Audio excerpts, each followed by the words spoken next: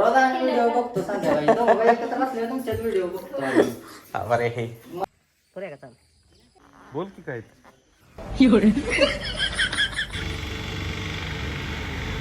तर नमस्कार राम राम मंडळी, पुन्हा एकदा नवीन व्हिडिओमध्ये सगळ्यांचं हार्दिक हार्दिक स्वागत.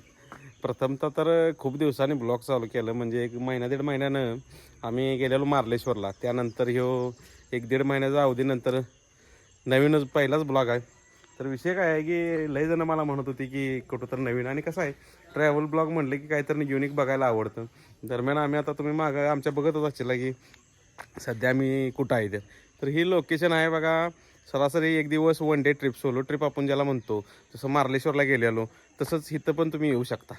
कोल्हापूरहून कराड, परत साताऱ्याहून कराड, किंवा इकडून जतवरून जरी आलासा किंवा सांगलीवरून, तर ही लोकेशन सापडण्यासारखं आहे. म्हणजे चिपळूण कराड चिपळूण जो रोड आहे त्या रोडला, आणि एकच लोकेशन नाही असं इथंही पण मंदिर बघायसारखं आहे.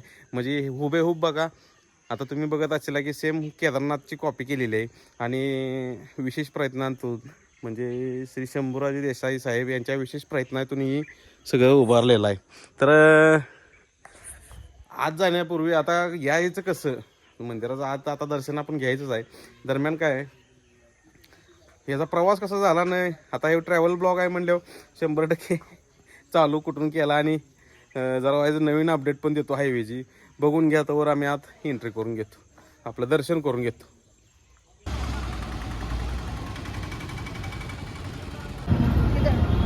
ठेव किती बस. सध्या आपण ब्लॉग चालू केलेला आहे ते पाचवड फाटावरून, म्हणजे कराडच्या जवळच लोकेशन आहे. आणि बऱ्यापैकी काम उरकत आलेलं आहे, म्हणजे अंतिम टप्प्यात ब्रिजचं काम चालू आहे म्हणलं तर काय वावगं ठरणार नाही. बरोबर रस्ता तयार करायला 5 वर्षाची कारकीर्द उलटली, म्हणजे मागलं इलेक्शन आणि येणारं इलेक्शन.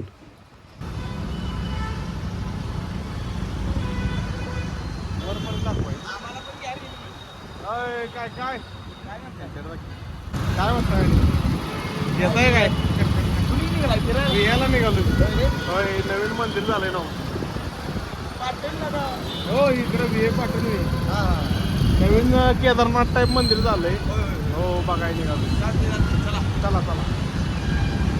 आपण ज्या मंदिराकडे जाणार आहे ती NH4 हायवे सोडून बघा लेफ्ट साईडला वारंजी फाटा लागतो चिपळूण रोडला.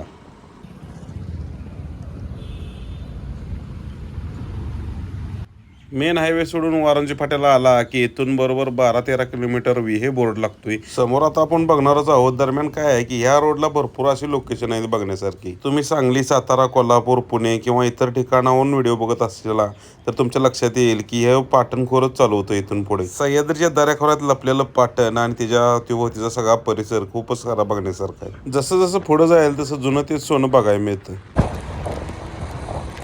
तर वर आला पाऊस.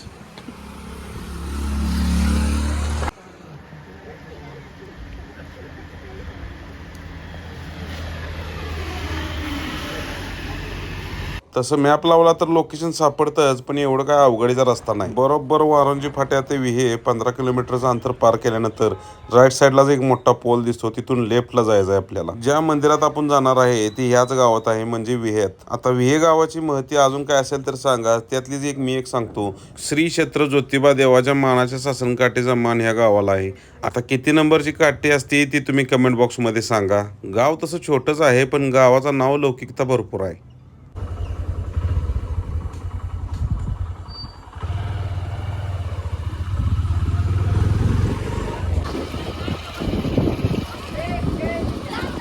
नवीन मंदिर झालेलं कुठं आहे? जायचं ना हो रस्ता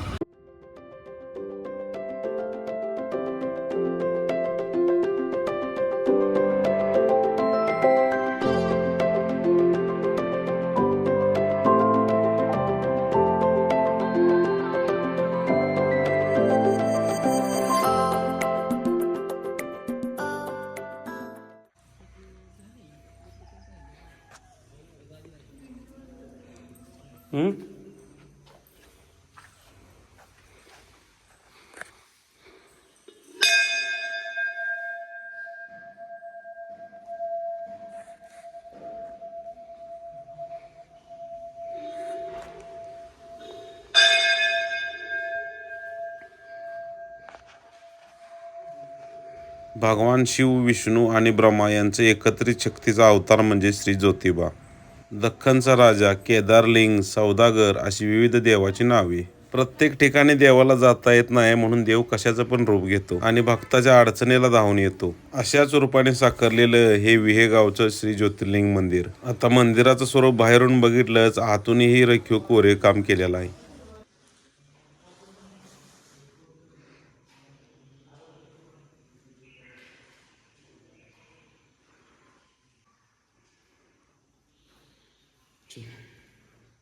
छोटंसं मंदिर आपलं महादेवांचं. शंभो हर हर हर महादेव.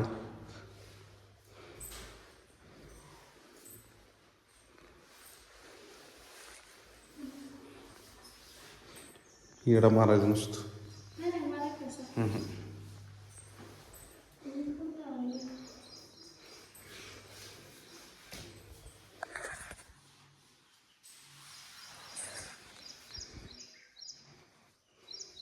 ओके, तर विषय आहे का? या बाहेर दरवाजा लावून.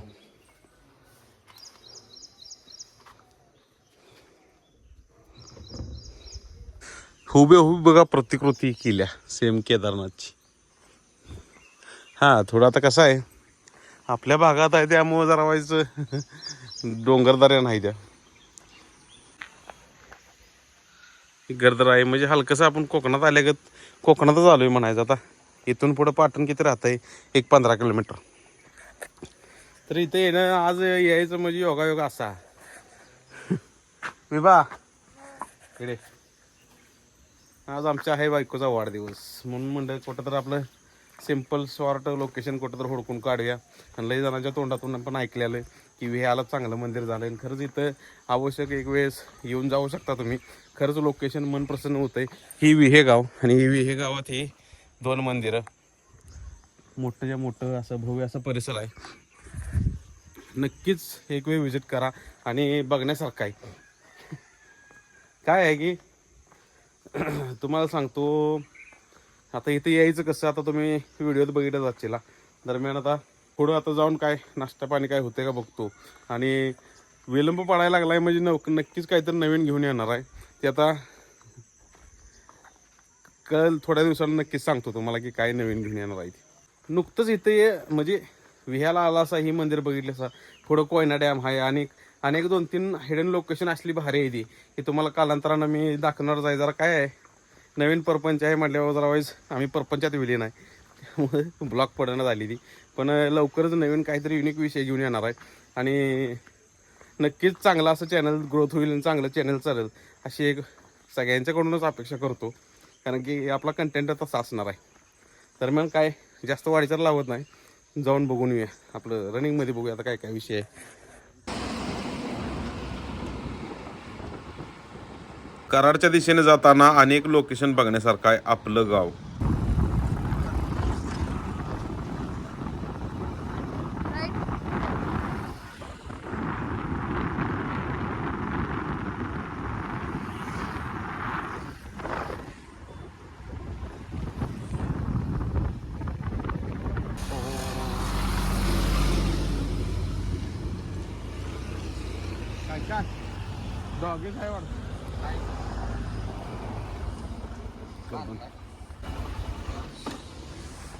बाकी काय नाही बघितलं सकाळी तुमची स्टोरी. गेलेलो विह्यालाच. जातानाच तांबवे गावात आमचे फॉलोअर्स गाठ पडले. ते म्हणले चला चहा पाणी घेऊया घरी. इथं बसूया की कशाला वर. होय काय,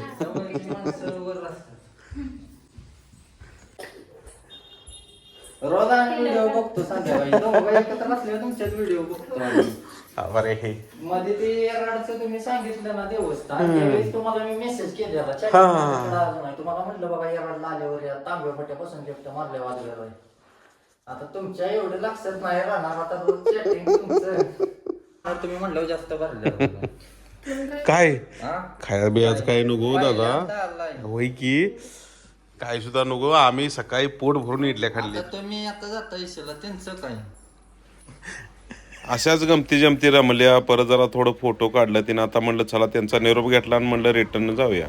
पण खरी मजा तर रिटर्न जाताना झाली. काय झालं की आमच्या मॅडमला खायचं होतं बाहेरचं. मग तिला आपलं सहज बोललो की ज्यांना घरात मिळत नाही ते बाहेरचं खातात, असं सहज असं बोललेलो. झाला सगळा इस्कूट.